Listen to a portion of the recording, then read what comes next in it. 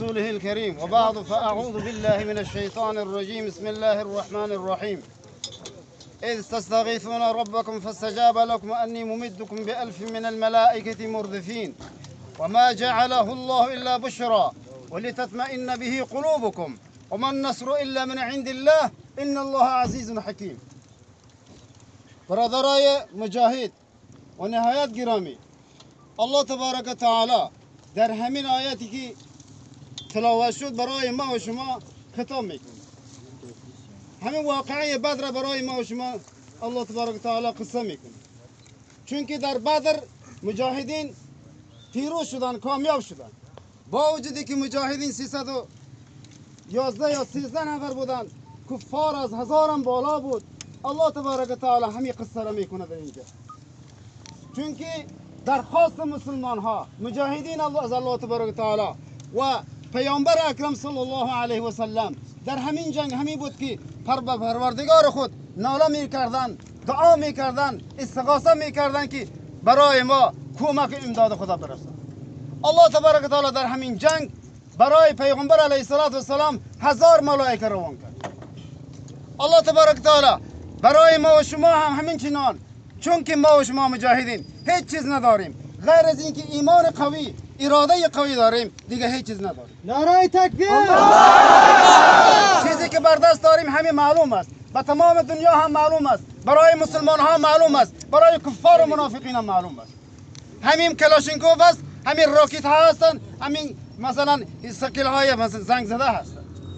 الله تبارک تعالی برای ما امداد کرد. همین کفار جهان در مقابل امارات اسلامی شکست خورد، در مقابل مجاهدین ضعیفی که اونها فکر میکردن از روی اینها چیزی جور نمیشه، ساخته نمیشه، الله تبارک تعالی در مقابل همین مجاهدین شکست خورد. حالا ما یک پیام داریم برای بوش و اوباما و برای غلامانشان، خصوصا برای دوستم یک پیام ما همین است که ای دوستم، آخرین امر همین است که تو ایمان بیار، ایمان خود را قوی کن. اگر ایمان نمیاری از دست مجاهدین همین که میبینی مردار میشه. نعره تکبیر! تو همین دوستم هستی که در مقابل کفار، در مقابل مجاهدین با روس همکار شدی، بعد از اون در مقابل مجاهدین با امریکا همکار شدی. حالا شما غار زنبور شما شور دادی. همین مجاهدین به منزله زنبور هستند، در مقابل تو میخیزن. انشاءالله ما زنبورایی هستیم که هر مجاهد نیش میزنه انشاءالله به مقابل. نعره تکبیر!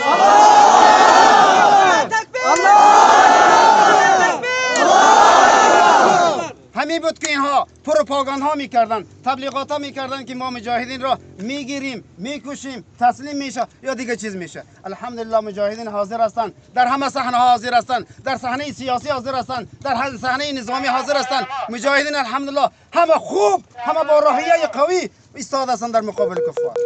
پیام ما همین است که شما مجاهدین را چیزی کردن نمیتوانید، چیزی از شما ساخته نمیشود. چیزی که ساخته می شود همین مجاهدین هستند. اطمینان به اینا داشته باشین. او مسلمان ها، امنیت با اسلام است، امنیت با مجاهدین است، امنیت با دیگر اربکی ها نیستند، با کفار نیستند. همین اربکی ها بودن، همین قوای اینها بودن که حالا شما ببینید که تانک ها توسط مجاهدین ولایت فاریاب به غنیمت گرفته شده. اینها آمدن به خاطر چه آمدن؟ اینجا چور کردن، چپاول کردن، امنیت مردم با هم زدن، بازار خراب کردن. حالا مجاهدین را میبینید که الحمدلله بیش از 500 مجاهد در اینجا جمع شده است، یکی بزغاله کسی را نگرفته است. بله، دکان کسی را چور نکرده است، چپاول نکرده است. اونها هم در همینجا آمدن 5 دکان را چور کردن، چپاول کردن، غارت کردن، امنیت مردم را برهم زدن. 2 بازار میشد که مردم در بازار رفتن نمیتونست. الحمدلله همه با پیشانه باز با مجاهدین نگاه میکنن، به حق مجاهدین دعا میکنن. ما هم اینه برای مجاهدین دعا میکنیم که برای ما و شما الله تبارک تعالی ثبات بده، برای ما و شما استقامت بده، برای ما و شما صبر جمیل بده که در مقابل کفار صبر داشته باشیم، حوصله داشته باشیم، مقاومت داشته باشیم. دیگر همین است که برادرها از امرای خود اطاعت بکنیم. کامیابی در اطاعت است. اگر شما اطاعت کردین ان شاء الله در دیگه صحنه ها هم کامیاب میشوین، در دیگه جاها هم کامیاب میشین، در دیگه ولسوالی ها هم کامیاب میشوین ان شاء الله. الله تبارک تعالی با امرای ما هستند. و من نصر الا من عند الله ان الله عزیز حکیم. و صلی الله تعالی علی خیر خلقه محمد و آله و اصحابه اجمعین. تکبیر! الله!